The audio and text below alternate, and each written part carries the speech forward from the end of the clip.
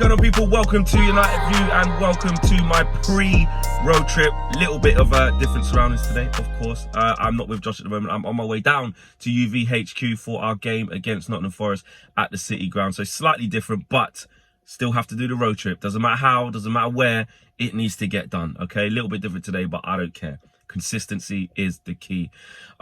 Listen, Manchester United PLC FC football club, yeah, just win. Please, just win today. With what happened yesterday, all right, with Newcastle and Spurs, and given the injuries that we've got, we will not get a better chance to get some daylight and a little bit of breathing room in this difficult period where we've got big games and key players missing. We will not get a better weekend than what happened last night, yesterday with those two games.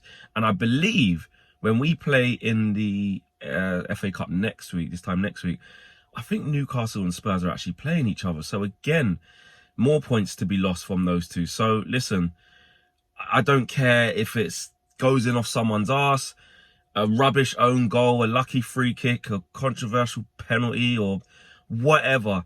Just win the football match. That is all that matters today. I'm going to get into the team news. I'm going to get into tactics and who should play given the injuries that we've got, etc., etc. But I had to start with that because at the end of the day, if we don't win today, look, you can say that the other two lost, so it's like, you know, oh, it doesn't really matter or this, that and the other. But it does. This is the perfect time for us to get some daylight. I think would be 6 points ahead of Spurs, having played a game less, and would be 3 points ahead of Newcastle, having played the same games. So a little bit of a cushion from third to fourth, even though it's only one game, but it matters. And with, I believe, like I said, I'm sure Spurs and Newcastle are playing each other next. So somebody's got to drop points there as well. So listen, absolutely huge for us. We have to win today. And listen, Forest, man, it ain't going to be an easy game. I know they're in big trouble. They are down the bottom of the league. Steve Cooper has had his job reaffirmed again with the backing of the Nottingham Forest board after they did it earlier on in the season and they went on a decent little run. Look, with Forest, the thing that is keeping them going is their home form. Even recently, I know they haven't been great, home or away. They've been quite bad, but they've got big results at home. And if ever they're going to turn it around, their home form is what it's going to be like. And actually, these games against, you know, the bigger teams, they're almost like free hits. Well, not free hits, actually. You don't really get free hits down the bottom of the league. You need points. But to scrape a draw or, you know, a miraculous win, you look what they did to Man City.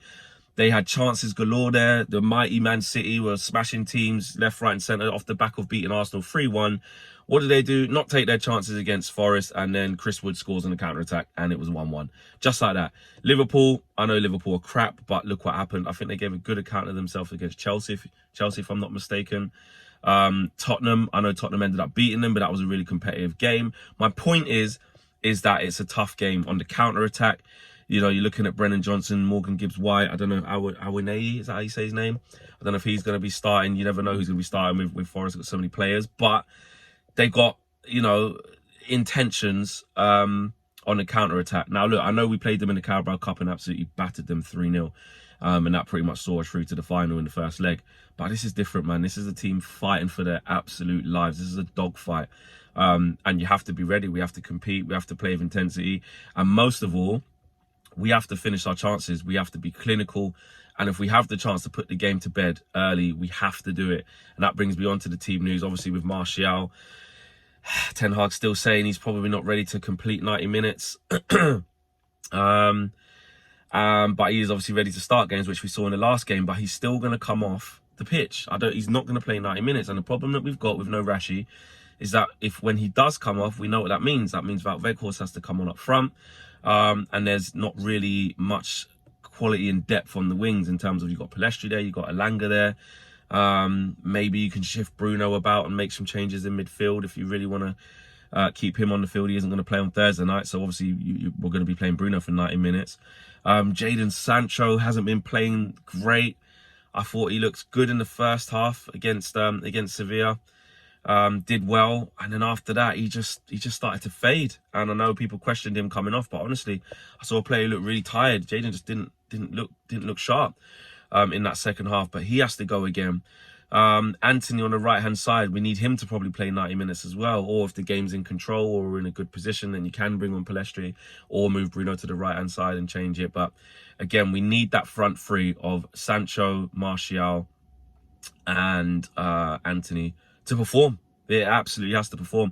And really, like how Sevilla was, which it didn't end up being like that, which it should have been. The game seemed out of sight after 20 minutes and we should have put them to bed and got a third, or at the minimum, see the game out. I see it being a similar game today. You know, we have to, absolutely have to be able to manage this game.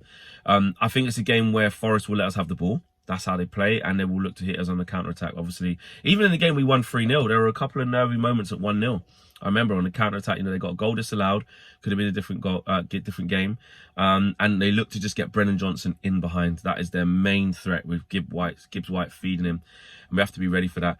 Midfield-wise, actually quite interesting because Sabitza's in great form. Sabitzer is in great form. Last few games, he's really stepped up. He's getting assists, he's getting goals. And it would be nice to keep him ticking over, keep him playing. However, we know that we're going to need Sabitzer, arguably, I would say, for 90 minutes away from home. I mean, having said that, you never know with Eric Ten Hag. He might go with something completely different. He might bring Fred back in. He might bring McTominay back in for Sevilla. I don't know. But now Eriksen's fit. Surely he's going to want to use him as quickly as possible. But Sabitzer is playing well. And obviously Bruno is there as well. And he's not playing the next game. And he's definitely playing. And obviously Casemiro's playing. So if we take it that Casemiro and Bruno are definitely playing, if you think about it, obviously it only leaves one space with Eriksen and Sabitzer as the main contenders. Could he go something different with Fred and McTominay? I doubt it. So it'd be interesting to see if he goes with Eriksen or Sabitzer in there. But whoever plays out of those two, again, that front three with the midfield three is still good. It's still very good, even without Rashi. That is for sure. But the defense, this is where it gets a little bit sticky because I don't think Luke Shaw's back yet. I think that'll probably be too soon. So it's going to be Lindelof and Maguire coming in.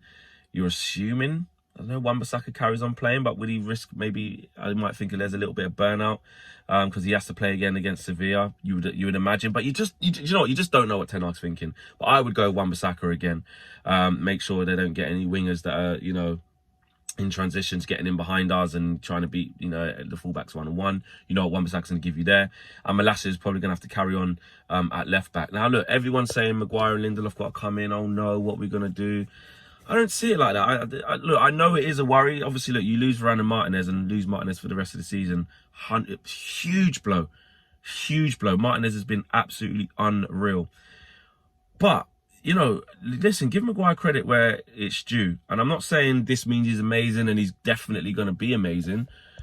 But he's played well the last few games he's come in. He has played well. And you know what? Maybe he's in a little bit of good form, which actually we're going to need to get the best out of fringe players. We need to get the best out of players who are not playing. This is the real test of, you know, players buying in when they haven't been playing and being ready to be called upon and ready to be reliable when called upon when there's big injuries. So, you know, I know Maguire and Lindelof is not, you know, our first choice. It's not what we want to go back to. We've done really well with Varane and Martinez, but, you know, they have to step up. And look, away to Forest, who are at the bottom of the league, you know, we should still have enough. If we're being honest, guys, I know the jinx, because I'm nervous about this game, I am. You know, I know what we're like on the road, although that's against the top half teams. I know what it's like when the pressure's on, and obviously we got injuries. So I am nervous for this game, I really am. But if I take the nervousness out and just think of it from a football perspective, Manchester United absolutely have enough to go and beat Forest with the players that we've got on available. Not, you know, forget the players that aren't available. With the players that are available, we should be beating Nottingham Forest if we play to the maximum potential and don't forget the rules and the principles, etc., etc. But that's the million-dollar question. I'm just getting nervous because when it comes down to it, I don't know, these away games, man, you just don't know what you're going to get with us. So I am nervous, but please, by any means, like I said at the beginning of the video, just win. As you can see in the bottom corner, this is brought to you by Circl. So what you need to do is scan the QR code, and the link is in the video description if you'd rather do it that way. Get the app and get involved in the match view as well. I'll see you there. Take care, guys. See you soon. Peace.